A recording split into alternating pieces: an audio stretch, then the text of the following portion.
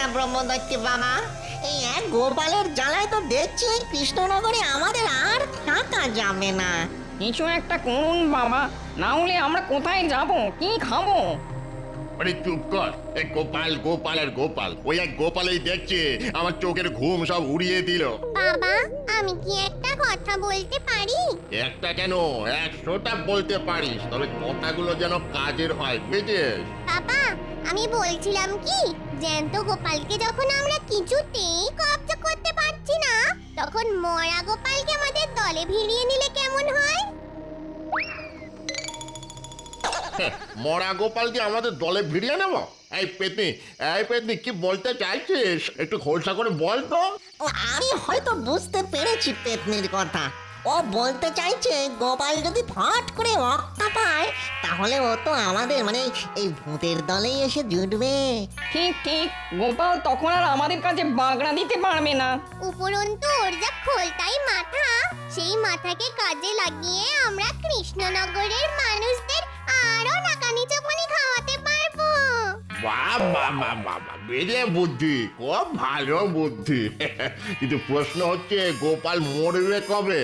হ্যাঁ, ও মরবে কবে?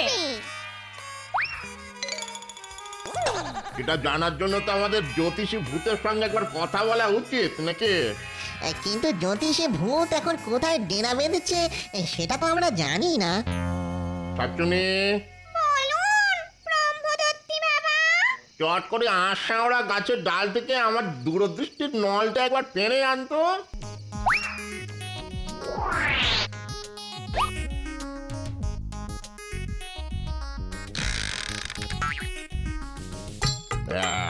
দেখি,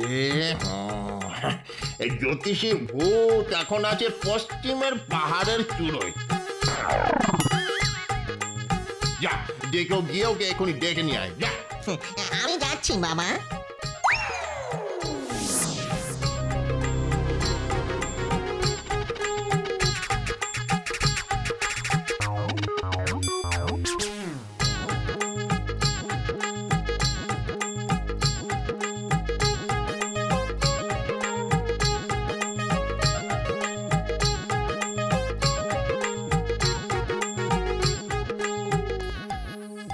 প্রণাম মহারাজ। আরে গোপাল জি, এসো এসো। এই মনে মনে তোমার কথাই ভাবছিলাম, তাই নাকি? আর ভাবতে ভাবতেই তুমি এসে হাজির। তবে তুমি অনেকদিন বাঁচবে গোপাল। সে তো বাঁচবই মহারাজ। রাজ্যতীশী আমার হাত আর কুষ্ঠি দেখে বলেছেন আমি নাকি অনেক দিন বাঁচবো, নিদেন পক্ষে 90 বছর। তবে মাঝখানে ছোট্ট একটা বিপদ আছে। সে কি বিপদ আছে? ওই তো বললাম ছোট্ট একটা বিপদ, তবে সেটা কেটে গেলেই না পাক্কা 100 বছর বাঁচবো। সে তো তোমায় বাঁচতে হবেই গোপাল। আরে নিজের জন্য না হোক, এই কৃষ্ণনগরের জন্য, কারণ তুমি ছাড়া তো এই কৃষ্ণনগর অন্ধকার। আচ্ছা গোপাল, একটু মাছ ধরতে গেলে হয় না? মহারাজ, আমার মনটাও সকাল থেকে কেমন যেন মৎস্য শিকার করে নেচে নেচে উঠছে। তাহলে চলো আগামীকাল মৎস্য মারিব খাইব সুখে করে আসি। তাই চলুন মহারাজ।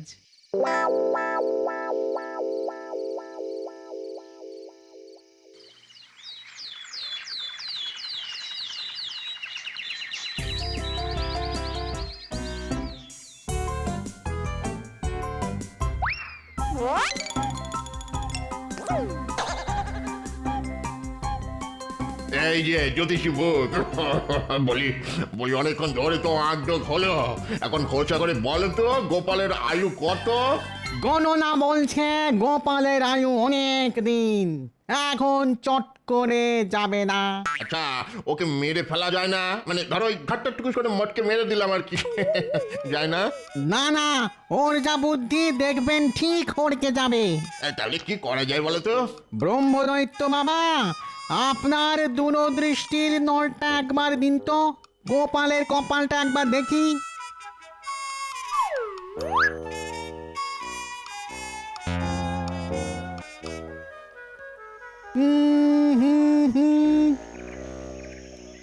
পেয়েছি পেয়েছি।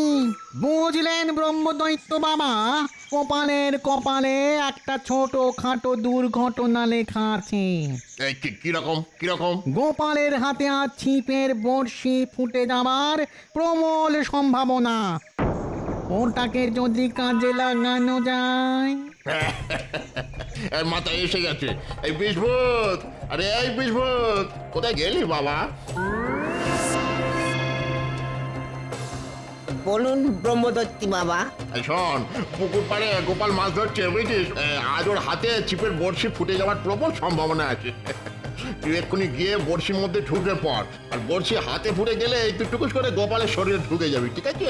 আর শরীরে ঢুকে গেলেই আমার বিশ্বে সারা শরীর ওই নীল হয়ে গোপালের চোখ কপালে উঠবে, তাই তো?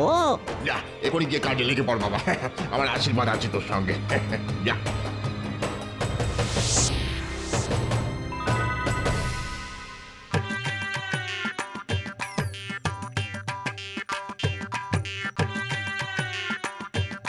গোপাল, আরে এই গোপাল, মাছে খাচ্ছে।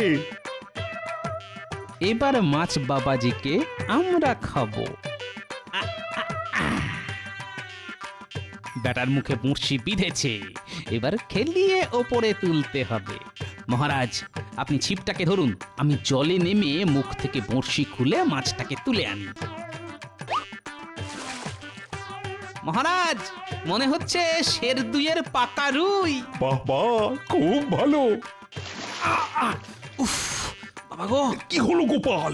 আঙুলের ডগায় বড়শি ফুটে গেল মহারাজ, আর মাছটাও পালালো। ঠিক আছে ঠিক আছে, তাড়াতাড়ি জল থেকে উঠে এসে হাতে একটু ওষুধ টষুধ লাগাও না। দাঁড়ান, আগে বড়শিটা খুলি। আহ, কি সুন্দর, কি সুন্দর ভাবে বিষভূত গোপালের শরীরে ঢুকে গেল গো। মর মর মর মর, এবার মর গোপাল, তাড়াতাড়ি মর, আর মরলেই তুই আমাদের দলে। বাবা রে, কাশিটা খুব জ্বালাচ্ছে গো।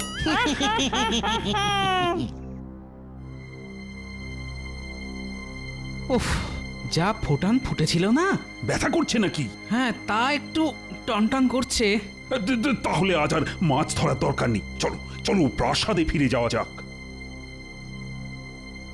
ওরে বাবা, বড্ড ব্যথা শুরু হয়ে গেল দেখছি। তাড়াতাড়ি পা চালিয়ে চলো দেখি, প্রাসাদে গিয়েই রাজবৈদ্যকে খবর দিতে হবে, মনে হয় বিষিয়ে গেছে।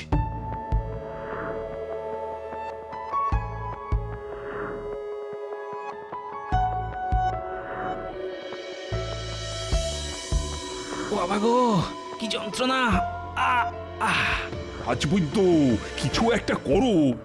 এই গোপালের এত কষ্ট তো আর চোখে দেখা যাচ্ছে না। আমি তো সর্বশ্রেষ্ঠই ওষুধ দিয়েছি মহারাজ। আসলে মনে হয় বড়শির মুখে অত্যন্ত তীব্র কোনো বিষ ছিল, আর তাতে এই ধনুষ্টঙ্কার হয়ে গেছে। ধনুষ্টঙ্কার? সে তো মহাসাংঘাতিক জিনিস। না না রাজবৈদ্য, কিছু একটা করুন, গোপালকে ভালো করে তুলতেই হবে। না না না না, অধৈর্য হবেন না রানীমা, অধৈর্য হবেন না। আমি আমার জ্ঞান মতো সব চেষ্টাই করে যাব। তারপরে ওই ওপরওয়ালার হাত। উপরওয়ালার হাত কেন বলছেন? তাহলে কি গোপাল? হ্যাঁ রানীমা, ধনুষ্টঙ্কারে বড় একটা কেউ বাঁচে না। এই, তুমি চুপ করো তো দেখি, মুখে তো ভালো কথা আসে না। কেন? ভালো কথাই তো বলছি মহারাজ। গোপাল মরে গেলে আর কারো ভালো না হোক, আমার তো ভালো হবেই মহারাজ। দু হাতে আপনার রাজকোষ ফাঁকা করে দেব। হ্যাঁ, মাগো, দেখো দেখো রাজবৈদ্য, ওর নাড়িটা একবার ভালো করে দেখো দেখি। ভালো না, নারীর গতি একেবারেই ভালো না। মনে হচ্ছে সারা শরীরে বিষ ছড়িয়ে যাচ্ছে। মহারাজ, মহারাজ, ওর বাড়িতে একটা খবর দিন তো। আমি খবর পাঠিয়েছি। ওগো, ওগো, কি হয়েছে তোমার? বলো কি হয়েছে, বলো বলো কি হয়েছে? আমি আমি চললাম গিন্নি। আচ্ছা, নারী নারী বন্ধ হয়ে গেল। তার মানে গোপাল চলে গেল? মরেছে মরেছে, গোপাল মরেছে, গলা ছেড়ে বলো সবাই, গোপাল মরেছে। গোপাল মরেছে, মরেছি গোপাল মরেছি। তা ব্রহ্মদত্তি বাবা ঠিকঠাক করতে পেরেছি তো? একেবারে 100 ওরে বাবা, গোপাল শেষ। গোপাল এখন আমাদের দলে আসতে বাধ্য হবে। তারপর গোপালের বুদ্ধির জোরে কৃষ্ণনগরের সমস্ত মনুষ্যকুলকে নাকানি চোপানি খাইয়ে ছাড়বো। যা যা যা যা যা, চট করে ভালো দেখে একটা মালা নিয়ে আয়, হ্যাঁ বুঝলি, মোটা দেখে আনবি। মালা দিয়ে কি হবে ব্রহ্মদত্তি বাবা? নেকা খোকা, ওরে গোপালের মতো একজন মহান ভূত আজ আমাদের দলে যোগ দেবে, তাকে একটু বরণ করে নিতে হবে না? যা, তাড়াতাড়ি যা। এই পেতনিয়া শাকচুন্নি, তোরা নিয়ে আয়, বরণ ডালাটা নিয়ে আয়।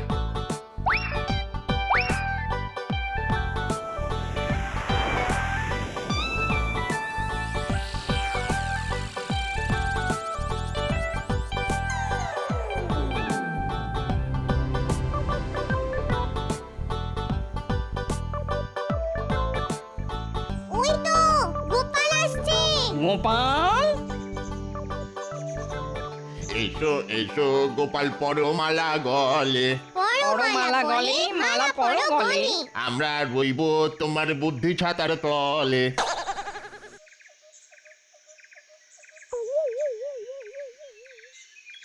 আরে দূর গোষ্ঠীর পিণ্ডি, বলি এসব কি রঙ্গ হচ্ছে? হ্যাঁ আরে রঙ্গ নয় রে বাপ, রঙ্গ নয়, এটাই হলো ভূত সমাজের সনাতন রীতি। আর কোনো বুদ্ধিমান কিংবা মহান মানুষ মরে আমাদের এখানে এলে আমরা এভাবেই তাকে বরণ করে নিই। আমাকেও করেছিল, এটাই করেছিল, মনে আছে তো? হ্যাঁ, আমার নাম ব্রহ্মদত্তি, ভূতদের রাজা। হ্যাঁ, এসো এসো বাবা। ব্রহ্মদত্তি ভূত, ভূতেদের সমাজ, এই এই এসব কথা বলার মানে কি? হ্যাঁ বুঝতে পেরেছি, তুই এখনো ঠিক মতো তোর অবস্থাটা বুঝে উঠতে পারিস না। হয় ওরে বাপ, হয় রে হয়, সকলেরই এরকম হয়, আমারও হয়েছিল। মরে যাওয়ার ঝটকা আর খটকা কাটাতে কিছুটা সময় লেগেছিল রে বাপ। তার মানে তুমি বলতে চাইছো যে আমি মরে গিয়ে ভূত হয়ে গেছি, আর ভূত হয়ে তোমাদের এখানে চলে এসেছি? ঠিক তাই। আমি বিশ্বাস করি না, এই নিশ্চয়ই তোমাদের কোনো ছলনা। ছলনা নয় রে বাপ, এর মধ্যে কোনো ছলনা নেই।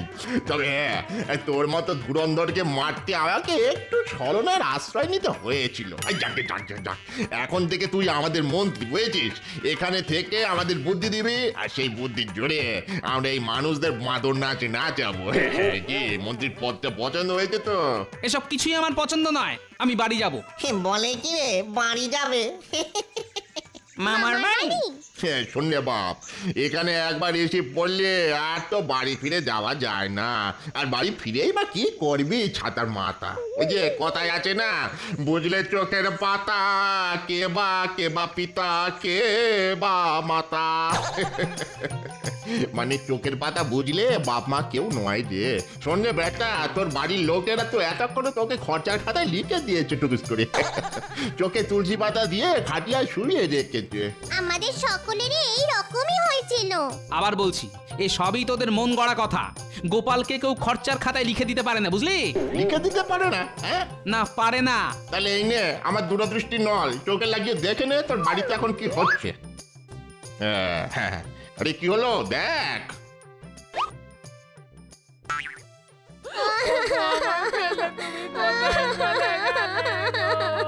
ও দাদু, ফিরে এসো না দাদু। তুমি না থাকলে আমাদের কে গল্প বলবে, কে ভালোবাসবে? উঠে পড়ো না দাদু, উঠে পড়ো না, চলো না, মাঠে গিয়ে খেলে আসি। ফিরে এসো গোপাল, ফিরে এসো, ফিরে এসো গোপাল দাদু। ভালোই হলো বলো, গোপাল বেটা মরতে আমাদের সুবিধা বই অসুবিধা হবে না, কি বলো? তা যা বলেছেন, মোটাটার বড় চ্যাটাং চ্যাটাং কথা ছিল। বচনে বচনে পুড়িয়ে মারতো একেবারে। শুধু মহারাজের চোখের মণি ছিল বলে কিচ্ছু বলা যেত না। মণি তো এখন ফুস হয়ে গেল, কি করবেন এখন মহারাজ? হ্যাঁ,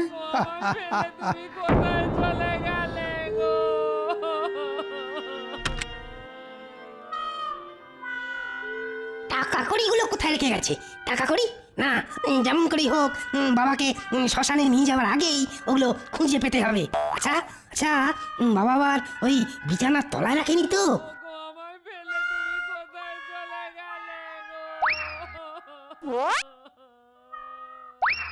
খোকা বাবা যেতে না যেতেই ঘরদোর সব লন্ডমন্ড করছো তো, কিন্তু মনে রেখো আমিও এক ভাগিদার এসে গেছি। বাবাকে ছেড়ে ঘরেতে কি করছো ভাই? না মানে বাড়িতে এত লোক আসছে তাই ভাবলাম মানে ওই ঘর দোর বিছানাপত্রগুলো একটু গুছিয়ে রাখি আর কি। ও মা, তাই নাকি? তুমি কষ্ট করতে যাবে কেন ভাই? কষ্ট করা লোক তো এসে গেছে, মানে তোমার ভগিনী। এই যে শুনছো? ব্যাস হয়ে গেল, শকুনের দল ঠিক এসে হাজির। কিছু বলছো?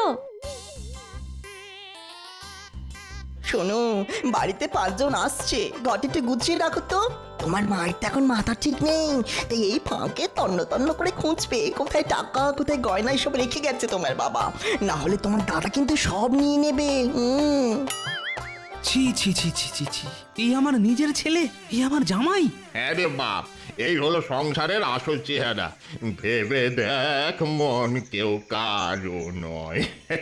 তাই তো বলছি, সংসারের কথা ভুলে গিয়ে খোলা মনে আমাদের এখানে থেকে যা, দেখবি কত আনন্দ, কত মজা। আমি আরেকটু দেখতে চাই। ওগো আমার ফেলে তুমি কোথায় চলে গেলে গো?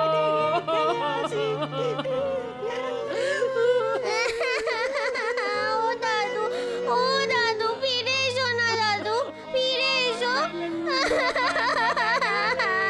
ও দাদু ফিরে এসো না।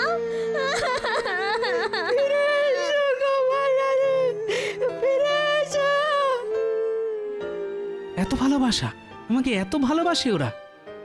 ও ব্রহ্মদত্তী বাবা, আমাকে আমাকে একবার ওদের কাছে যেতে দাও। গিন্নিকে আর আমার প্রিয় নাতি নাতনিদের একবার দেখা দিয়েই চলে আসবো। সে কি করে হয়? কেন হয় না, কেন হয় না? তুমি ব্রহ্মদত্তী, ভূতেদের রাজা, তুমি যদি ছলনা করে আমাকে এখানে নিয়ে আসতে পারো, তাহলে 5 মিনিটের জন্য কেন যেতে দিতে পারো না? বড় মুশকিলে ফেললি দেখছি। কথা দিচ্ছি ঠিক 5 মিনিটেই যাবো আর চলে আসবো। আর যদি যেতে না দাও, তাহলে কিন্তু কোনোদিন আমার কাছ থেকে কোনো বুদ্ধি তুমি পাবে না। এরা বাবাই তো চমকাচ্ছে। চমকানি বলো আর ধমকানি বলো, এই আমার শেষ কথা। কি যেতে দেবে? বাবা যেতে দাও, গোপালটা জিনিস, ওকে বেশি ঘাঁটিয়ে কাজ নেই। ঠিক আছে ঠিক আছে, যা, তবে ঠিক 5 মিনিট, বুঝেছিস?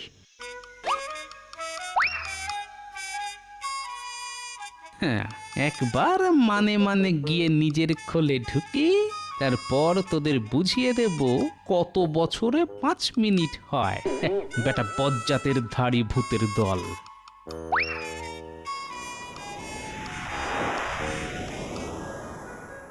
আমার ফেলে তুমি কোথায় চলে গেলে গো? বলছি কি, অনেকক্ষণ তো হয়ে গেল, এবার তো শ্মশান যাত্রা শুরু করতে হয়। হ্যাঁ, যখন আর ধরে রাখাই যাবে না তখন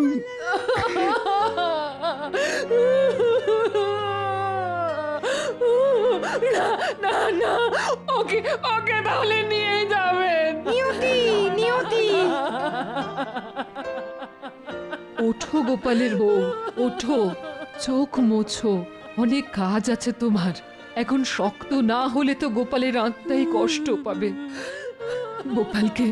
গোপালকে আমি ছেলে বলে ডাকতাম, আজ আমি বুঝতে পারছি সন্তান হারানোর যন্ত্রণা।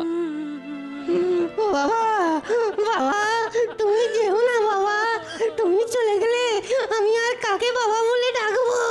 ও বাবা, তুমি তো কিছুই বলে গেলে না বাবা। আপনার মতো শ্বশুরমশাই পেয়ে আমি ধন্য, কিন্তু কিন্তু আমাকে কিছু না দিয়েই চলে গেলেন বাবা।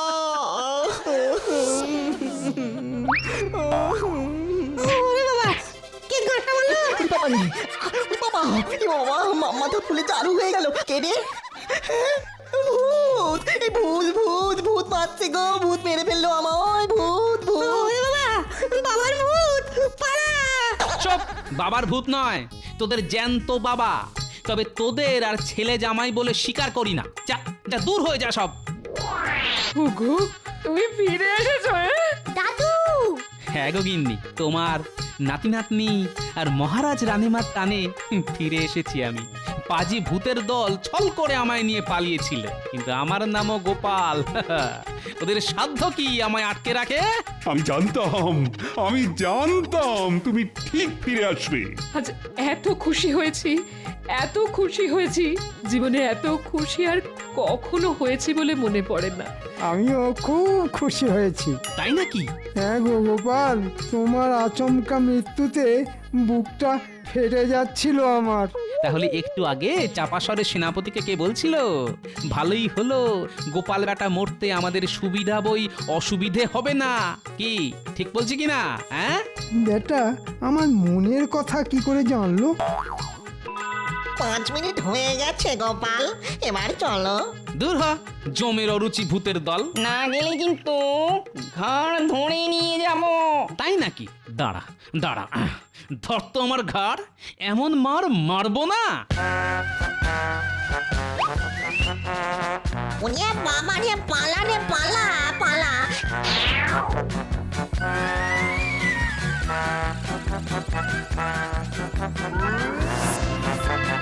পালান পালান ববনদৈত্যি বাবা, গোপাল বাঁশ নিয়ে তাড়া করেছে। সে কি গোপাল তাহলে? আর গোপাল সব কটাকে মেরে আজ তক্তা বানিয়ে দেব।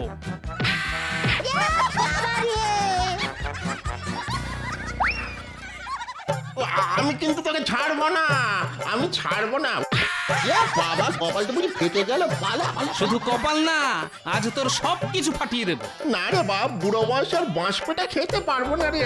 তাহলে এখান থেকে পালা, আর যাবার সময় কথা দিয়ে যা আর কখনো কৃষ্ণনগরের ত্রিসীমানায় আসবি না। আসবো না, আসবো না। এই নাক মলছি, কান মলছি, আর কখনো আসবো না। ওরে বাবা রে বাবা, এলেই কিন্তু আমার হাতে বাঁশ পেটা। পালা পালা পালা।